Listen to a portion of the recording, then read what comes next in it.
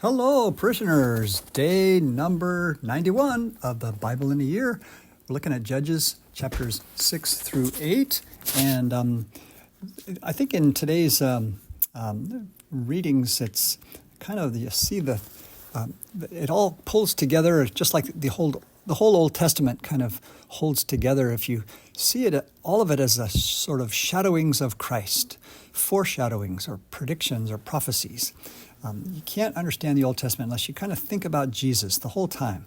The Bible is the Word of God, and Jesus is the Word of God made flesh. So, but in any case, you've got these heroes, these judges who come along just when they're needed after the people sin and are punished by God with some sort of persecution or defeat or enslavement from neighboring peoples. So now we've got Gideon is called forward, and he was this humble beginnings, just like Christ was a simple, humble, poor child. But here we have Gideon, kind of a cowering, fearful person. We meet him in verse number 11 of chapter 6.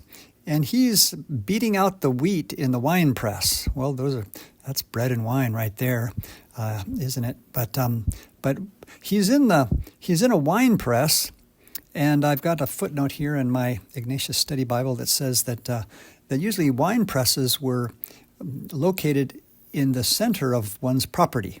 So not right on the public highway, but hidden within your orchard or in the middle of your vineyard, so that it's your precious wine and you keep it to yourself and you don't want people to steal it or whatever.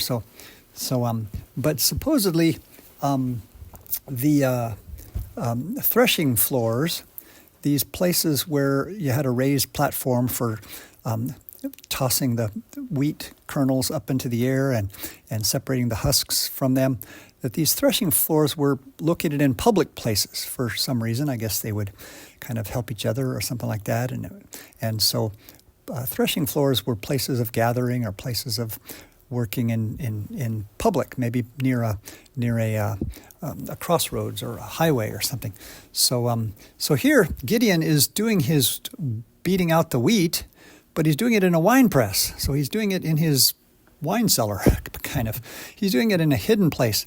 So basically it means that he's a coward because he's hiding from the Midianites, all these people who had invaded their land.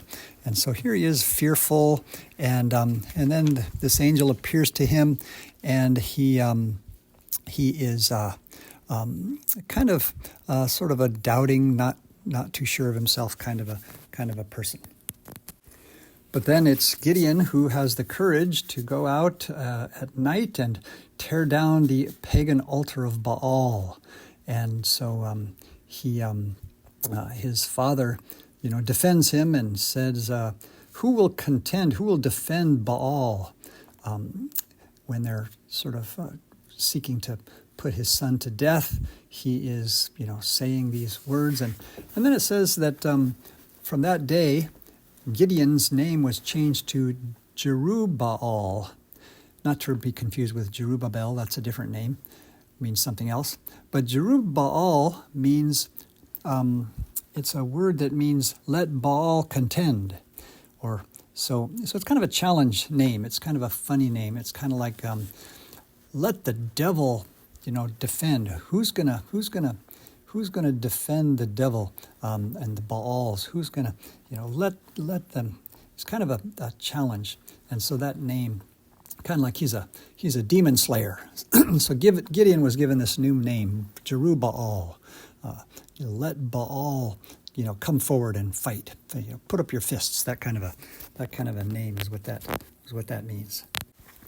Then in verse number 36, it's got that beautiful, interesting story strange story about how, this angel is telling Gideon that he's going to have to go and be victorious and fight against the Midianites, and he's not sure, so he says, "Hey, I'm going to take this fleece, this sort of a bear rug, this carpet of wool, this sheepskin that has the fur still on it, the wool still on it. And I'm going to lay it out on the ground all night, and if the dew as it says there, if it's covered with dew in the morning, then, and if everything else is dry, then I'll know that it's a sign.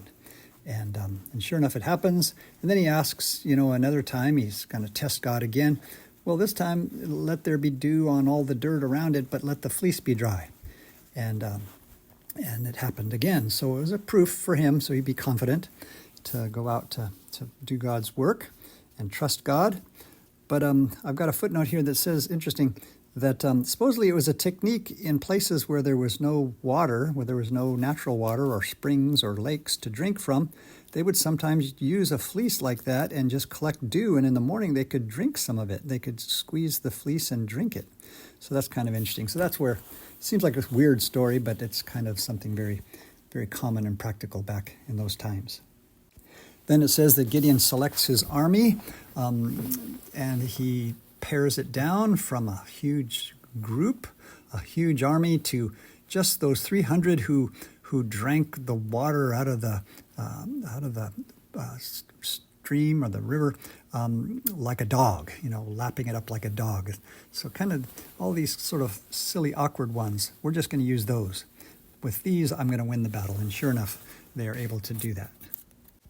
There's also a foreshadowing of Christ in chapter 7, verse 13, where it says that a man has a dream about a cake of barley bread that rolled into the enemy camp of Midian and knocked down the tents. And wouldn't that certainly be a sign of the Eucharist, wouldn't it be? That the bread from heaven is going to conquer the enemies of God. And what a beautiful thing.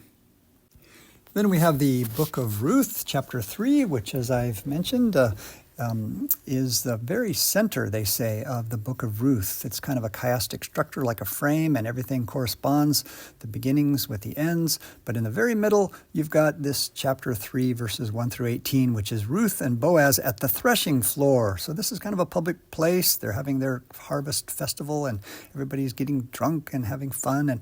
And at night, Ruth makes this bold move, as it says, uncover his feet. Supposedly back then that was kind of playing footsies. You kind of lift up the man's robe and you uncover his feet, and it was kind of eliciting a marriage proposal. You're saying, hey, ask me to marry you, or take me, like that kind of thing. So that was what Ruth did, and then we have this these words, spread your garment. That also was a sign of marriage. It was a symbolic of the intention to marry, kind of like to cover someone over, or to, and literally it's a Hebrew word that means wings. So, protect me, put your wings over me and protect me and be my husband, that kind of a thing. So that's the kind of erotic chapter 3, which is the very center of this book, that encounter late at night, whispering on the threshing floor. Again, it's a raised platform used for tossing up the kernels of grain. So it's kind of a symbol of an altar.